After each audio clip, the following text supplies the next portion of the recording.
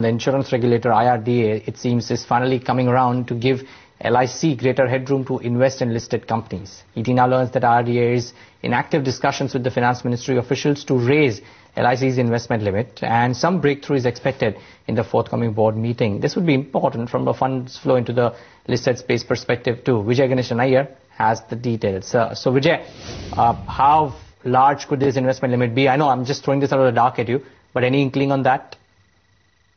Firstly, we need to understand at this point of time, IRDA has any which is permitted up to 15% in listed companies. So LIC falls under that. The whole issue here has been over a 20% plus limit that we are looking at. Finance Ministry was of the opinion that for the listed companies it can be 25%, and for non-listed companies it can be 30%. But IRDA under its previous predecessor J. Harinarayan had vehemently rejected this offer and said LIC cannot be treated on a different plank vis-a-vis other insurance companies. But now the most important aspect with the change of guard happening and with the former LIC chairman becoming chairman of IRDA, there has been some sort of understanding and some consensus that is being worked out between the Finance Ministry and IRDA. Even the issue was discussed in the last board meeting of IRDA. So there is a likelihood that the LIC would be allowed to invest in listed companies till 24%. There's a rationale because if it reaches 25%, then obviously the as per takeover code, the open offer trigger gets into place. So 24% is an ideal situation where LIC can be